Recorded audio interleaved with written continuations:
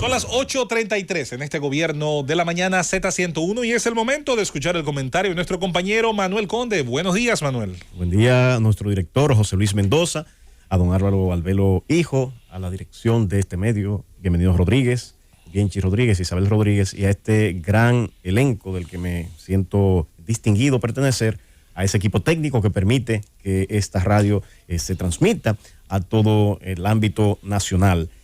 Señores, en el día de hoy quisiera referirme a una intervención que tuvo la Procuradora General de la República, la doctora Miriam Germán. Y me voy a permitir el apelativo de decirle la gran Miriam Germán. La doctora Miriam Germán, en esa intervención en la Cámara Americana de Comercio, dijo muchas cosas claras y otras muy sabias, como siempre, como es su estilo, entre líneas. Yo en un momento me refería a ella como la procuradora idónea para este momento histórico.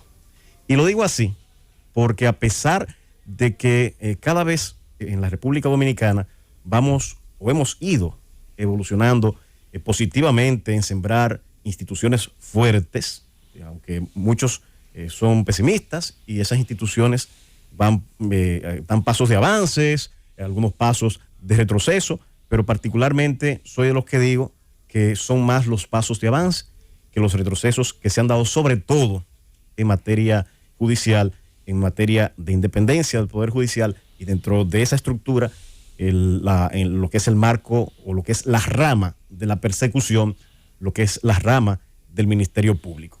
No es cierto ni puede ser nunca cierto decir que tenemos una justicia igual a la anterior, aquella que se constituyó a raíz de la conformación de esa estructura del Consejo Nacional de la Magistratura.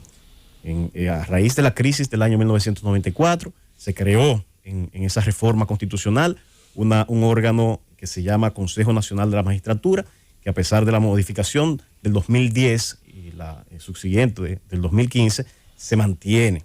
Y es más, se robusteció en el 2010, creando otros órganos también que robustecen, fortalecen la independencia y que mejoran la administración del Poder Judicial, por un lado, y también del Ministerio Público. No es cierto que se tiene la misma justicia. Los que tuvimos la oportunidad de ejercer o comenzar a ejercer o mirar la justicia por dentro antes de aquella Suprema Corte de Justicia que dirigió el magistrado Jorge Suberoiza, y los que ejercimos después de profesionalizarse, después de establecerse la carrera, no es verdad que es lo mismo.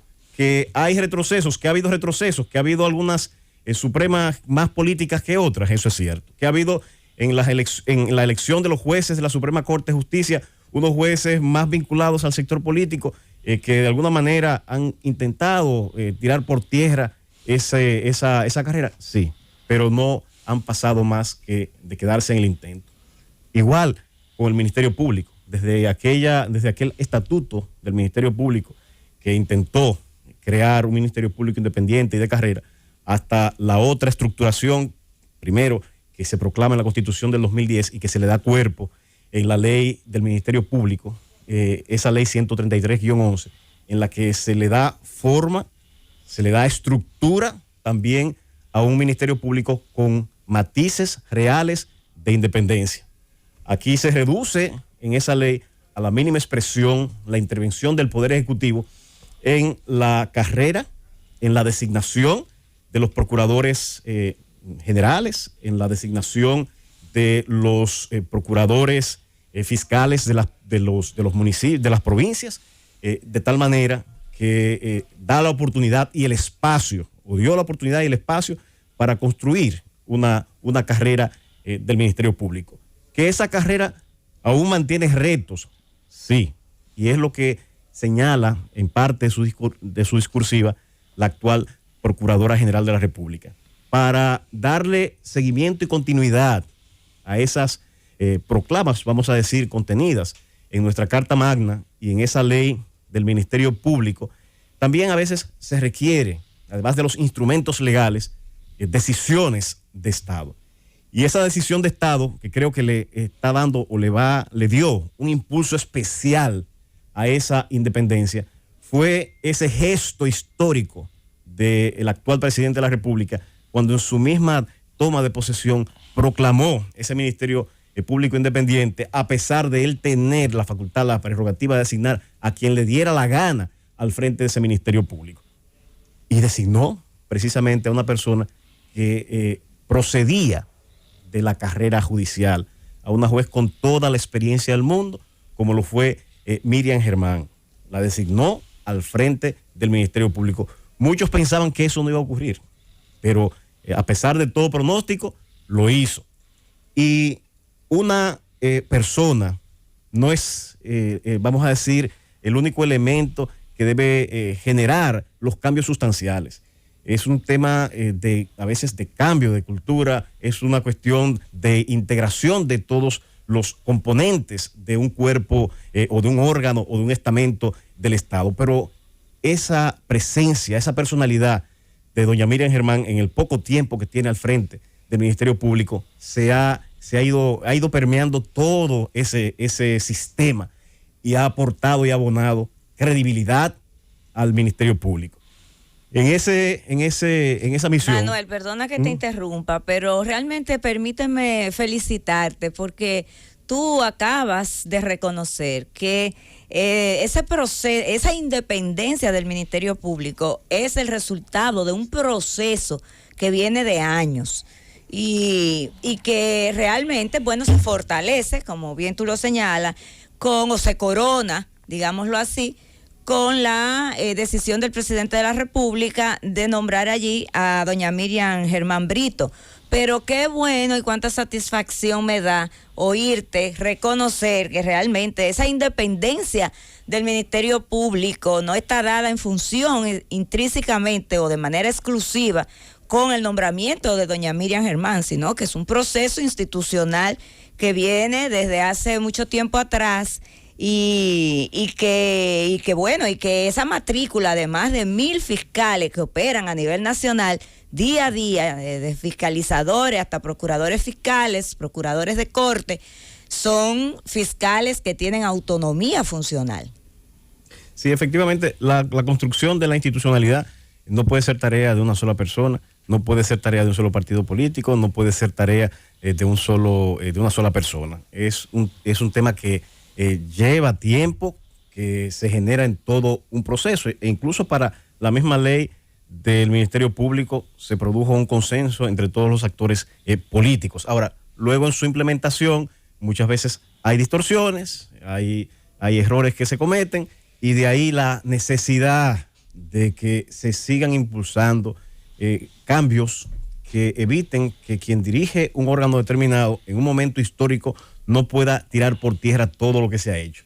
Y por eso quiero reconocer especialmente la intervención de la doctora Miriam Germán, que para mí en ese discurso no solamente dio un informe de lo que ha hecho en cuanto a mejorar la administración de los recursos que tiene en sus manos, donde denunció incluso que había nominillas, distorsiones en la entrega de ciertos beneficios, e incluso el cumplir con una deuda histórica con relación a los ingresos que han de percibir los miembros del Ministerio Público. No solamente se refirió a eso, sino también a los retos que se tienen de seguir robusteciendo esa independencia del Ministerio Público. Aquí se ha proclamado y se ha dicho, y el mismo presidente de la República, para terminar de coronar ese proceso de independencia, que ha propuesto que se reforme la Constitución para totalmente desvincular al Ministerio Público de la esfera de influencia del Poder Ejecutivo, porque la actual Constitución le da al presidente de la República la potestad de designar a la cabeza de ese cuerpo, al Procurador General de la República. Es el presidente de la República que tiene la facultad. Y también tiene la facultad de elegir a la mitad de sus adjuntos. Y sería quizá un ejercicio que pudiera en gran medida mantener la independencia a futuro del Ministerio Público cuando llegue cualquier otro gobierno, el que se pueda dar esa forma que vamos a decir que asegura la independencia en el texto constitucional.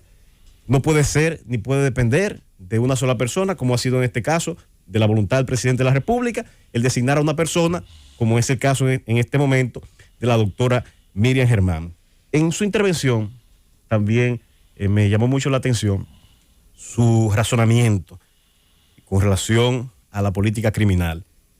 Ella ha señalado que en su intervención que la política criminal debe aplicarse, como es lógico, con estrategias que segmenten, que prioricen cuáles son los delitos y los crímenes que el Estado va a tratar de priorizar, cuáles son los que más afectan, porque no es verdad que el Ministerio Público, que el Estado tiene la capacidad de perseguir todos los crímenes. Ahora mismo hay una gran presión, hay un gran interés en la persecución de la corrupción. Y ciertamente ese interés no es un interés vano, es un interés que responde a una realidad en la que hubo un deterioro significativo de las instituciones, en las que muchas personas lamentablemente se corrompieron. Y por eso se ha requerido priorizar estos procesos en contra de la corrupción. Pero aquí conecto el tema de la independencia y de la objetividad a la que está llamado el Ministerio Público. Ciertamente hay que perseguir el crimen, ciertamente hay que perseguir la corrupción, pero con objetividad para no incurrir en los mismos errores que se incurrió en otros momentos, donde las persecuciones estaban marcadas por una agenda política, con intereses a veces espúreos. Yo decía en un momento, cuando representaba a un imputado en un proceso de corrupción, que no se puede perseguir la corrupción con corrupción. La autoridad tiene que ponerse por encima del bien y del mal en cuanto a la ética. Debe actuar con el llamado principio de superioridad moral. No puede mostrarse ni actuar como un criminal al momento de perseguir la criminalidad. Entonces, si bien hay personas que han cometido actos deleznables, que han asaltado el erario público, hasta tanto no viene una sentencia que diga y que confirme que esos hechos son tal cual señala la acusación, pesa sobre él el principio de presunción de inocencia. Ciertamente la sociedad está hastiada y cansada y espera que esos corruptos que han dirigido muchos la cosa pública sean escarmentados, sean perseguidos. No podemos, por la precipitación que tenemos como sociedad, de ver por fin que esa criminalidad de la corrupción que nos tiene a todos hastiados quede impune. No podemos construir un circo. La justicia es demasiado seria como para estar con esa alegría al momento de seguirse con la persecución. Y creo que esta Procuraduría ha hecho un gran esfuerzo por aplicar ese principio de objetividad. Pero aquí reitero, una medida de coerción no rompe el principio de presunción de inocencia. Una medida de coerción o una prisión preventiva no es la condena, no es la censura definitiva. Por tanto, no es una confirmación de los hechos. No debe ser, este pueblo no debe, esta sociedad no debe aspirar a sanciones anticipadas en las medidas de coerción. Una persona puede conocer perfectamente su proceso en libertad. Ahora, si objetivamente se tienen elementos suficientes, primero, para establecer con probabilidad que hay hechos que deben ser sancionados. Segundo, que hay riesgo de fuga. Lo primero es eso. Y que no hay manera de asegurar que esa persona va a presentarse al proceso de manera voluntaria y que no se va a escapar. Esos son los elementos que el juez de coerción ha de valorar. Por tanto, reitero aquí, en esa visión que ha de tener la sociedad, no podemos precipitarnos, porque entonces dañamos una lucha que es paradigmática, que tiene un sentido pedagógico para la sociedad. Queremos sanciones reales, sanciones contundentes, pero ya cuando se alcance el fondo de los procesos, que si es necesario aplicar prisión preventiva, sí, claro, pero que esa prisión preventiva se adopte, tal como entiendo se está haciendo, en el marco de un análisis claro y objetivo de que están presentes los presupuestos. Ahora bien, eso no es la sanción definitiva. La sanción definitiva, en donde se rompe con el principio de presunción de inocencia es a donde aspiramos que se llegue, es en los juicios de fondo, y que se llegue con un apego irrestricto a los principios y valores de libertad, los principios y valores de respeto a la Constitución, de respeto al debido proceso, que es lo que al fin de cuentas va a traer, va a retornar, como dicen los principios del Código Procesal Penal, la paz social y la conciliación entre las partes en la sociedad dominicana. Llévatelo, Cundo.